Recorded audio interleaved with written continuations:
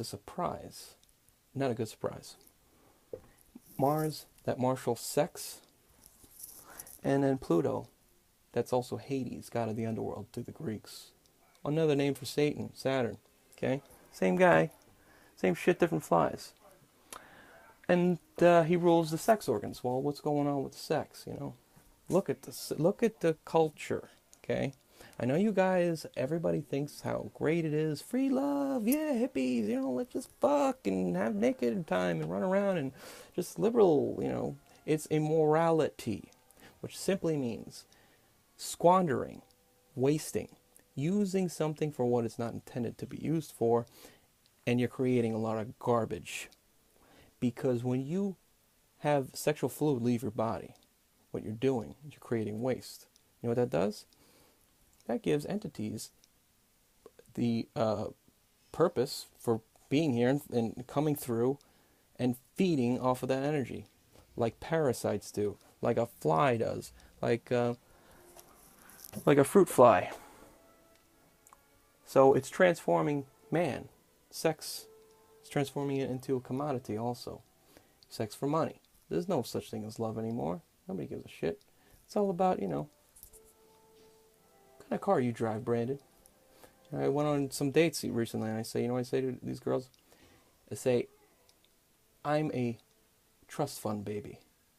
That's just a nice way of saying, yeah, I'm not really employed full time, you know. And they're like, oh, what does that mean? I'm like, oh, I make enough money, take care of me and my son. I'm like, okay, great. And then they open up. The moment you tell them, I'm unemployed, like, see you later, you know. And I live with my parents. It's not because I want, you know, it's not because I can't afford to live on my own. It's because I don't like living alone. You know, I'm a family guy. I'm Italian, you know, love family. And there's no family where I live, you know. So it's just me and my son. I don't want it to be just me and him. I don't like that. So I choose to live here, you know. So my parents love me, you know. They're like my children. Anyway, Pluto, Scorpio. All right, let's go over to the next one. Pisces, 12th house. Pisces is Jesus. Pisces has two mottos. Two, the only one that has two. I believe and I doubt. Two. One fish that believes, that goes to heaven. The other one that doubts. You need to go back and stop using your brain and open up your heart. And that's why Jesus is always pointing to his heart and then he points to heaven. Right? See those things? Because without humility and humbleness and submission to God, you cannot talk to him. You have to talk to God through the heart. That's what independence means. Dependency is it's dependent on outside things like other people. Independence is not dependence on yourself or self-reliance. It's reliance on God. You can either serve man or you could serve God. With God, he gives you freedom. You serve man, he gives you privileges. Two big differences. So Pisces is water vapor, ruled by two planets. Jupiter, which is Jesus, and Neptune. Neptune is the planet of dreams, secrecy, self-sacrificing, inward introspection, rules Hollywood, imagination. And then you've got Jupiter. Jupiter is expansion, the mentor, the benevolent one. And Neptune is like the watery planet. Neptune's at a higher octave of Venus. Venus and the moon, because Neptune is communication basically to the soul, almost. You know, you could say that.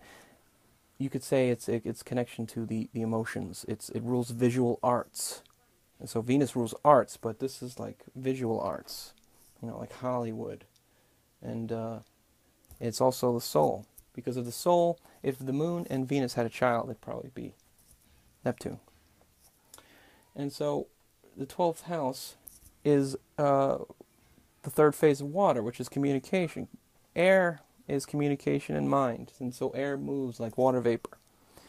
Vapor, as water, that's where it wants to eventually go. It wants to be going up to heaven to create, you know, rain clouds. So goes up and it moves up to heaven. So basically Pisces moves the soul. It's submission, submitting to God. Okay, and that's what the soul and the heart does. Your feelings, your emotions. Your humbleness cannot come from the intellect or the ego. That's what pride does. And the ego can only doubt. The soul, emotions, that's what trusts. We're born, first emotion, language we speak is love, touching, feeling. And we trust and we know. We have a baby, knows and trusts his mother. Okay? Doesn't have to think about it, just knows. That's it. There's nothing intellectual about it. Babies cry and they laugh and they giggle and they look like they're having uncomfortable, tummy pain sometimes, but they can communicate. They're not stupid. Emotions communicate. And in fact, music speaks directly to the emotions. You cannot lie. If I play you a song that is sad, and I can't convince you, this is a happy song. What a freaking, it's a sad tune. Like, dude, no matter what you say, it speaks to me. I know it doesn't have to say any words. The music and the melody says, I'm sad, or whatever. Drama. That's why I use music in movies.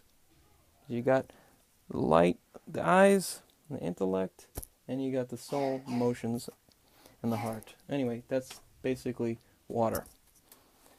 I went through water in some of my other videos, but it's best I can do for now, and I hope you enjoyed the video.